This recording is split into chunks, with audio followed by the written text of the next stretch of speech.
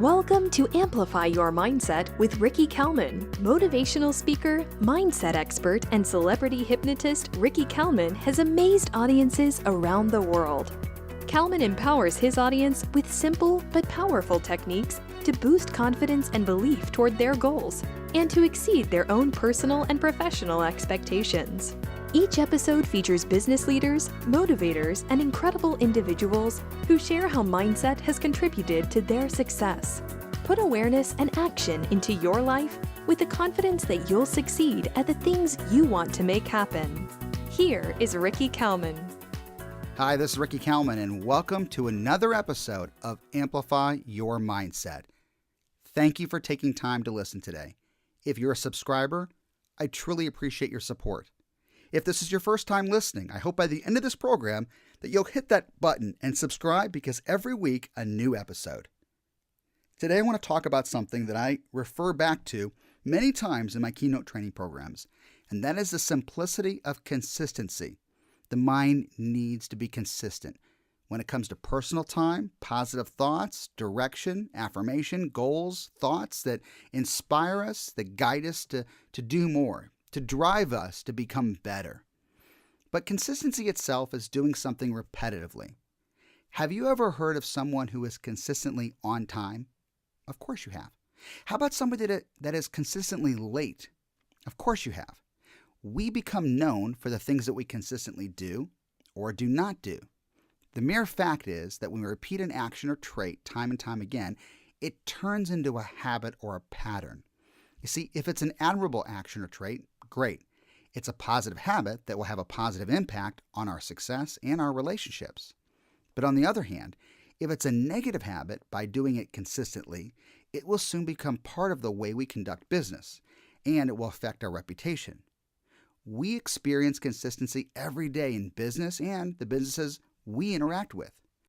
Sometimes businesses are just consistent in a lack of customer service. Other times, they can be consistent for having amazing customer service.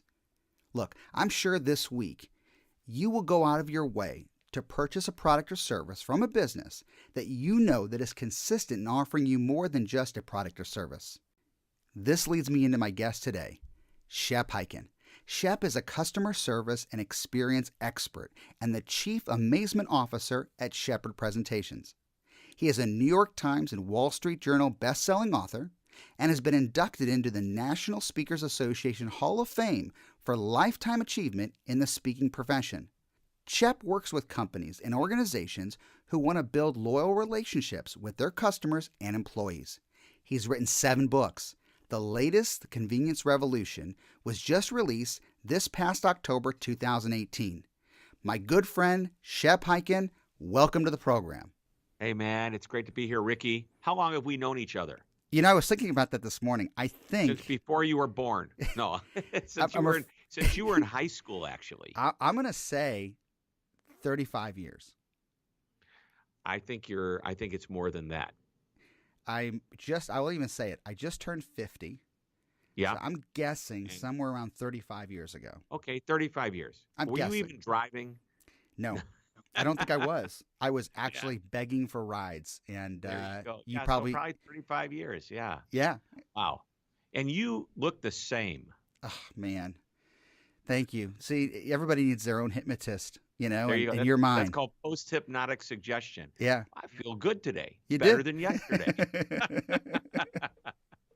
Well, that's what's been so great about these podcasts, and I've been reaching out to friends, colleagues, clients, and saying, "Hey, do you want to be on the show?" And they're like, "Absolutely." And I'm like, "This is so awesome." I'm having these great conversations with friends, and we're getting some great information out there. And based on your intro, obviously everybody knows, you've been, you're really a powerhouse in a very unique space.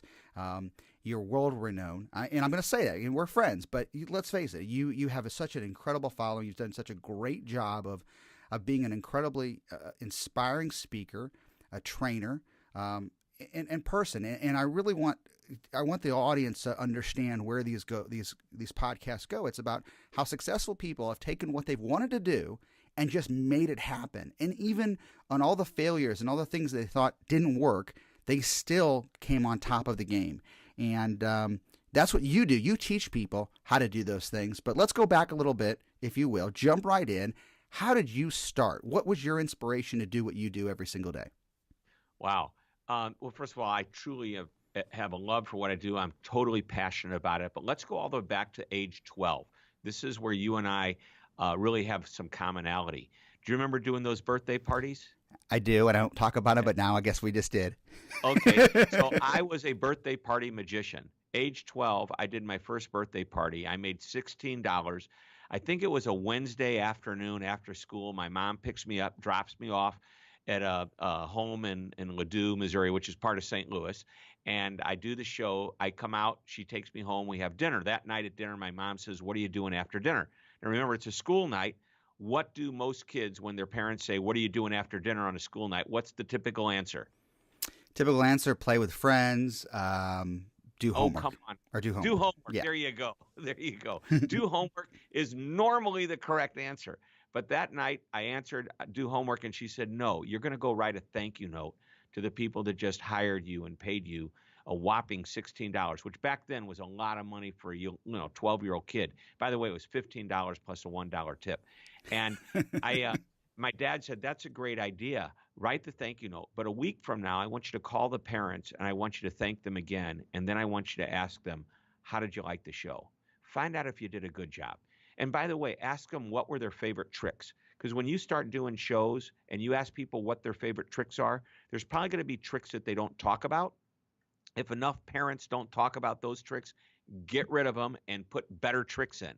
And I went, wow. Now, little did I know, as I look back on that, my parents were teaching me to show gratitude to my customers, ask for feedback, and then process improvement. All at the age of 12, I'm learning this. And then, of course, my dad had some ideas on how to get more business, which I did.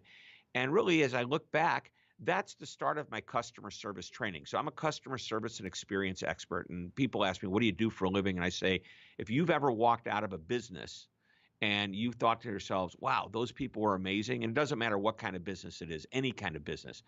Well, that's what I help my clients achieve, are creating those amazing experiences. So part of the amazing experience is just doing what's right for the customer, assuming the product does what it's supposed to do. I had a decent magic show. Now I got to make the customer feel good about hiring me. And that meant make them feel good before and after. So at age 14, I was lucky. I worked in my first nightclub out in Colorado at age 16. And I have pictures to prove it. I was doing comedy and magic at the Playboy clubs here in St. Louis, Missouri. And then, I graduated college, had been worked in, comedy clubs and doing magic shows and the nightclubs. And I realized I did not want to do this the rest of my life, but I loved it. There's got to be more to it. I was getting bored. Went and saw a couple of motivational speakers. Their names, Zig Ziglar, which many of us know who that is, or who was. Unfortunately, he's passed away. Still living, though, is Tom Hopkins, one of the most amazing sales trainers in the world. So I saw those two people that night, and I said, wow, that's what I can do, a business presentation. I've got my entertainment background. I went to college. I worked in my family's business also while I was in college, and actually in summer jobs kind of growing up. So I have a little bit of a business background. I'm going to go to the bookstore and I'm going to buy some books and see if I can find, something that I could talk about and create a speech around. Every one of the books that had to do with customer service, I was drawn to them.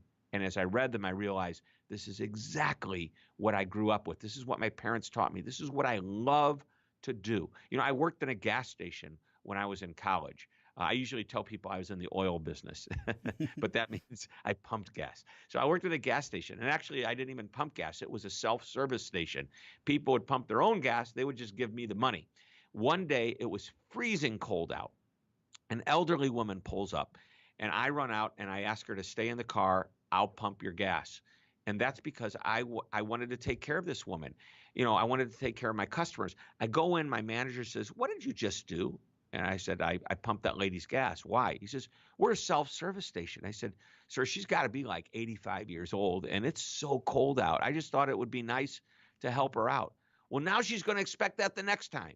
And I said, well, I hope she does, and that means she'll come to us instead of the gas station across the street on the one on that corner across the way.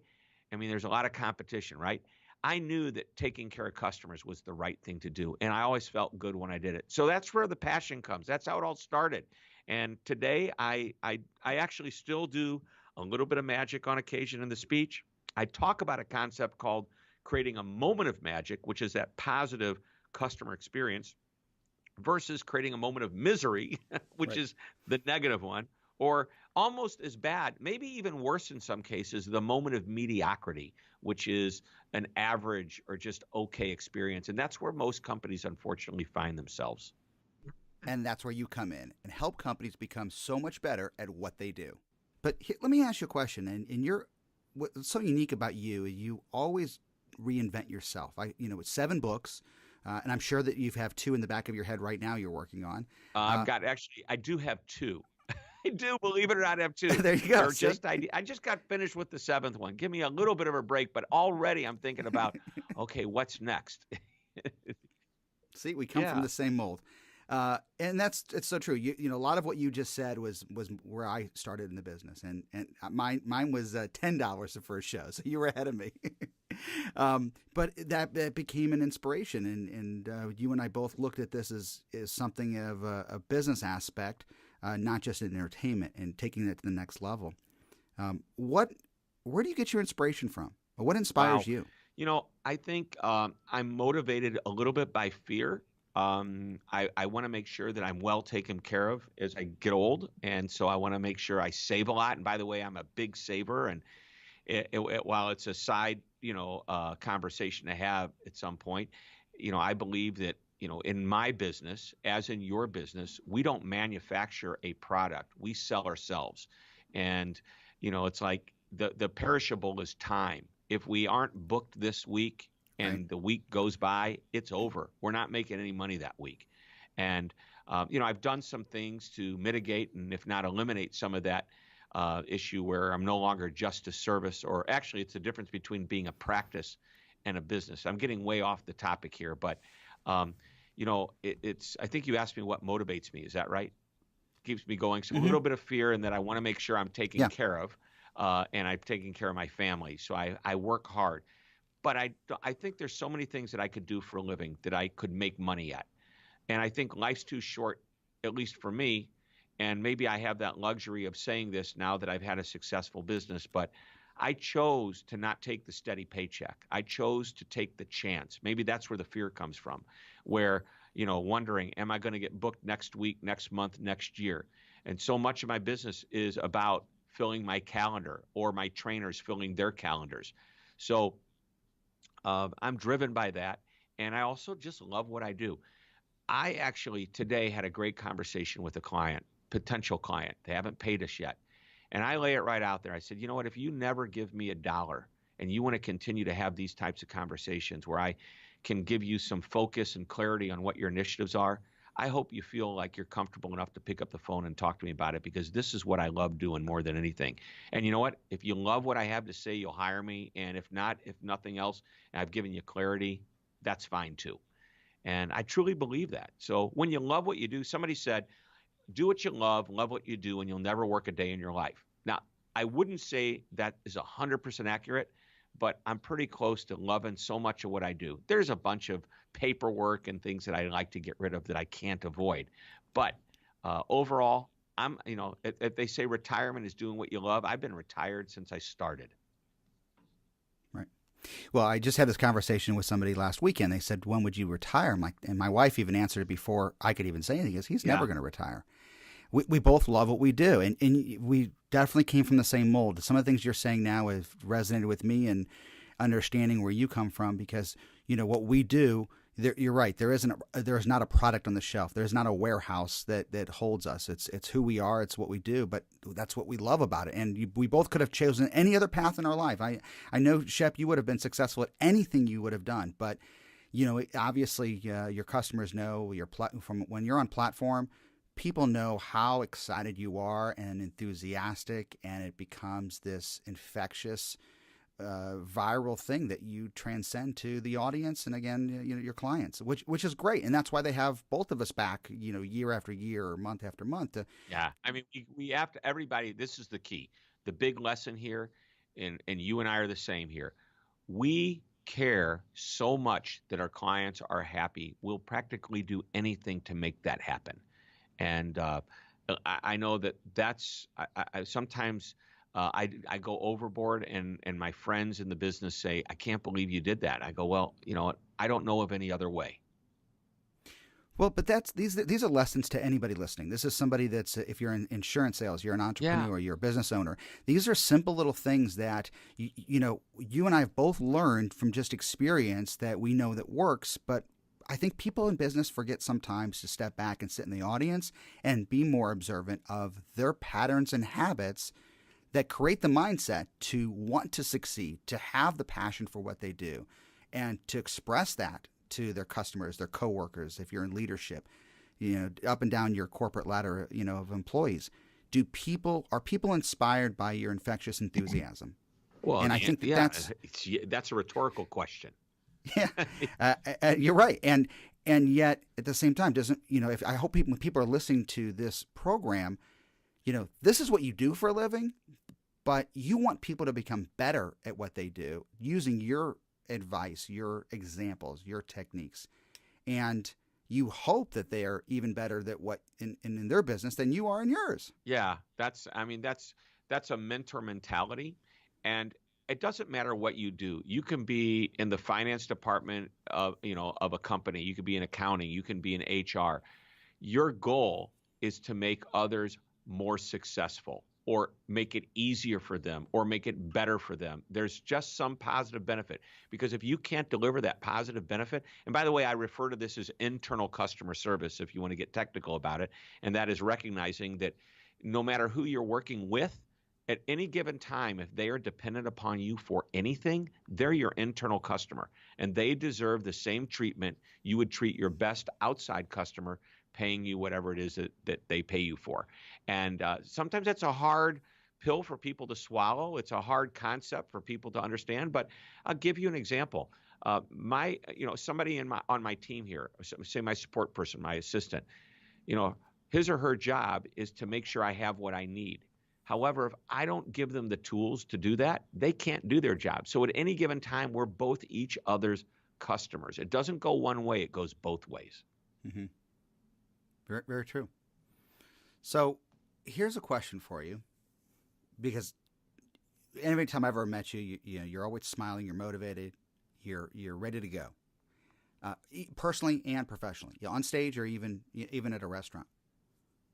What do you do to help you stay in that now? So let me clarify that a little bit too. As you know, I speak about mindset. Mm-hmm. I believe everybody still has to step back and reduce stress. I think everybody has to put themselves in check and not allow doubt when it does come in the room, because it will. What tools or techniques could you share that you found yourself doing over time? How do you catch yourself from falling into that hole? Sure. First of all, I'm a very optimistic person for whatever reason. Maybe it's in my DNA. I don't know. But I've always been that guy that tries things and was never afraid, to knock on a door and try and sell somebody a candy bar when I was 10 years old. I don't know if I would say I have no fear, because I still, it's scary to jump out of an airplane, Yeah. But there's a couple of things. Number one, I'm resilient. And resilience takes practice. When you understand what's the worst that can happen, and a lot of people go to the immediate worst thing that could ever happen to them if something doesn't take place. I go, well, what's the worst thing that could happen? You could die, okay? But I mean, if I'm going to call somebody, a potential client, and I'm worried they're going to say no to me, am I going to die from that? Probably not. Right. So right. I kind of put things in perspective that way. That helps. That really does help. I also have a firm belief, and I want to get back. I used the word habit just a minute ago, and I want to come back to that. I believe bad days last 24 hours. That's why they call it a day. And at the next day, you can get up and restart. And it's a time to reset yourself.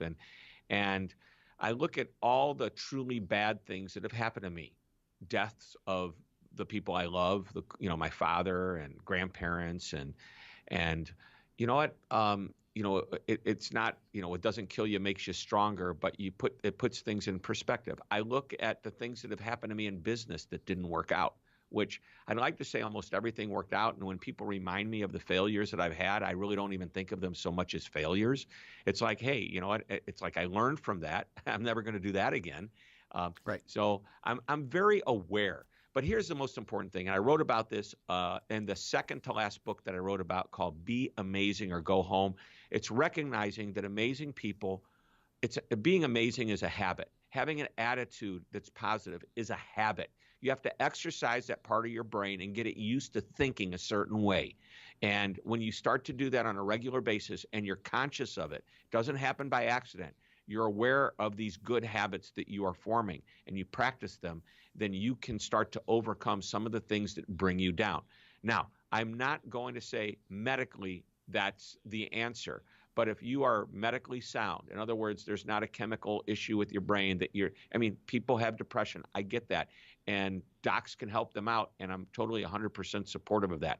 But assuming that you are on, the right place or in the right place you need to be, whether it's, no matter where you are in life, at that point, you've got to be practicing the habits to move you forward and not practice habits that will take you down. Now you're talking my language because it's a programming. That's what I talk about. It's a programming. So take what you just said and look at it also as a programming thing. It's a mindset. And yet that programming could always say negativity, be doubtful, be pessimistic. And that's the way the brain works. And you said, well, then you've always been an optimistic person. Well, because that's your programming. I mean, you've taught yourself even these little things. Looking back, it could always be worse. What's really the outcome of it? Is it really going to hurt me or harm me? No, it's just a learning experience. And you use those things and bank them so when you need them the most, and they just come into play like software. And I think that this is just another validation of again, which we all talk about. We're not coming up with something that's so revolutionary that nobody even has ever heard of. Well, I got to think great. I'm going to feel great. Really? Nobody ever told me that.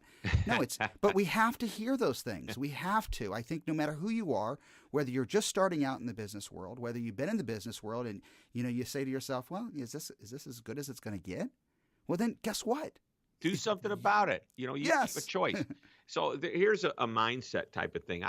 I wrote about this in that book, Be Amazing or Go Home. In the first chapter, there was someone that worked for me. She kept showing up late to work every day. And I said, what's going on? You usually, for like the last year and a half, you've been on time. She goes, well, I moved. And I go, and? And she goes, well, I'm trying to figure out how long it takes to get to work. I said, and? So I leave earlier every day, and I guess it's not early enough. And she goes, what do you mean, and? I said, and you're probably going to be late to work tomorrow if you keep thinking that way. This is how you start to think differently. Rather than leave earlier every day, leave really early one day. And then when you realize you got to work way too early, start going the other direction. Right. Work your way up to where you get in closer to the time you want to be here, as opposed to constantly being frantic and stressing yourself and running to get in here so you can say you made it here by 8 a.m. You know what? You walk in the door at 8 a.m. You haven't made it here by 8 a.m. You just walked in the door. When you're ready to go to work, that's when you are ready to go to work. You're not ready when you walk in. And, Vince Lombardi, talking about time, used to say, practice is at 11 o'clock tomorrow morning. If you show up at 10:45, you're on time. Anything later than that is you're late. So 15 minutes early or you're late kind of thing. And that's Lombardi time. But that's habitual. And that's the point. First of all, you have to think in a different way. And not a hard way, but just say, okay, what's the opposite of that? Maybe there's a better way. And then you have to make it a habit. So that's what I emphasize is even to my clients and the audience members who we're talking about customer service. Everything we talk about, is really about making it a habit. Because otherwise, if you don't practice it, you won't remember it, you won't use it. You brought up something that I'm going to go back to because I think it's something that you and I both probably share a very common thing we never talked about based on what you just said about being early. So going back to it, yes, I was doing that book, your story about being, doing a birthday party, 12 years old. I started my first when I was 10. Ever since then, I am always early to everything. It doesn't make a difference what it is. I'm always early, 15, 20, 30 minutes early to everything. And I think it's because of our mentality of, the program, the speech, the keynote, the training, the show can't go on unless we're there. Right. And I'm asking you now personally, are you focused on that in your own personal life? Are you It early to drives my everything? wife crazy. Okay, so I'm not alone. It's something we've never discussed in the 35 years of knowing each other. It drives my entire family. Now my youngest daughter has that trait. She has to be everywhere early. The first person there. Have to make sure you have the right parking spot. You never want to feel rushed. Part Never of want that's to feel ADD, overwhelmed. you know. Yeah. So, No. but here, this is true. I remember this like it was yesterday. When I was doing my magic shows, I got up to doing 8 to 10 magic shows a week. So I had this box with all my magic tricks, and I had it so I can open up the box, take a trick out, do the trick, put it back exactly where it's supposed to go, and when I'm Right. finished with the magic show, close the box up and walk out the door. All I needed was to walk in 1 minute ahead of showtime, tell me where I'm supposed to be. I set the table down. I'm ready to perform. So Right. my dad says to me, you know, I know you think you're on time, but at what point do you think the parents who've hired you are looking at your watch, wondering whether or not that you're going to show up or not? And I go, oh, maybe 15, 20 minutes before that. He goes, exactly. You need to be there 20 minutes early or you're not going to be on time in their mind. You're going to Right. stress them out. So part of that was I don't want to stress anybody else out. But uh, not that long ago, I'm having lunch with a buddy of mine who's a doctor. And we were talking about growing up. And he says, when I was a little kid, my parents would take me to Florida. My grandparents lived there. I go, my grandparents lived there. Where? And they're Miami. Yeah, same here. There was this restaurant, the Rascal House. I don't know. I love the Rascal House. I don't know if it's still there or not. It was amazing. But I remember at 6 years old, we'd drive up there and there would be a line out the door of the Rascal House all the way around the side of the building. I was freaking out over the line at 6 years old. And my buddy, who's a doctor, says, well, that's your ADD. Nobody knew that's what it was back then, but that's the anxiety you were getting. But you're right. How are you at going to the airport? I've got to be early. I don't want Right. the stress. I'd rather sit at the gate for an extra 20, 30 minutes waiting for the plane to board than rush up there wondering if I'm ever going to make it. Right, and you're writing my story every single day. But these are lessons I think no matter what business you're in, whether you're an owner, a salesperson, a leader. I think being early, being on time, being prepared gives you that chance then to catch up, let your mind focus on what's important, and not feel rushed, not feel overwhelmed with stress of being late, which is just an unnecessary feeling when you got to focus on what the performance is. Different from an athlete. Athletes don't show up. They get there hours early. They warm up their muscles. Well, what I'm saying is get there early. Use the mindset to warm up your mind. I agree, 100%. And that's, I tell my clients when I'm getting ready to do a speech, they go, what I tell them I like to sit in the audience. They, would you like to sit up front? Don't want to sit up front. I want to sit in the back. I'm hearing what you're doing up there, but I'm also reading my notes one last time. I have a routine. My goal is to get my entire speech, whether it's 40 minutes, 20 minutes, or an hour and 20 minutes, onto one index card of notes. One index card. And what I do is I go over it and I constantly rewrite that index card over and over again until it's time to go on. And by the time I go on, I don't even need to look at my notes. Right, right. And, there's something to be said about being in the audience ahead of time. I was doing a keynote on reducing stress and mindset, and they had booked another speaker in the morning session. So I thought I'd sit in and listen again from the back of the room, just like you, kind of listening to the other people and other speakers, other leaders to give their message. Well, one group didn't talk to the other book, and meaning the speaker before me was saying a lot of the things that I was going to talk about. Also a very similar speaker. And here I am literally rewriting my program because if I wouldn't have sat in the back, be prepared, finding out what information I needed to know because maybe there was a change. Well, there was a lot of change because I would have used very similar examples and it would have looked too familiar. So now it's, okay, I complemented his program by being early and being aware and being more prepared. But enough about me. All right, let's go back to you for a second. All right. I want to talk about the new book because it just came out this past October, available on Amazon. And Talk about bookstores the everywhere. convenience. Yeah. The convenience revolution. Can you give us some insight? Sure. So about 2 years ago, maybe a year and a half, 2 years ago, I was starting to think about all the companies that I've been writing about, and I've probably written about hundreds of different companies. what draws me to these companies is more than just customer service, more than just experience, more than just the product. I realize what draws me to a company and makes me want to write about them and do business with them is that they're easier than their competitors, or they've created an easy solution. Maybe it's not so much easier than the competitor, but they're so easy I wouldn't want to leave. It's so convenient. I thought, has anybody ever written a book about that?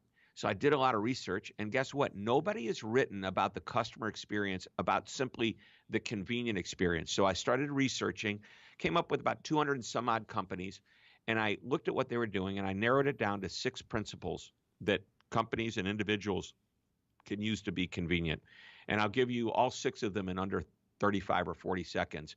The first is to simply reduce friction, which, by the way, an element of that is in all 6 of them. Reducing friction means making it easy. Number 2 is to create a self-service solution. Let people take control of their experience. That makes it easier, quicker. Think about you looking for something online rather than having to call and wait on hold for customer support.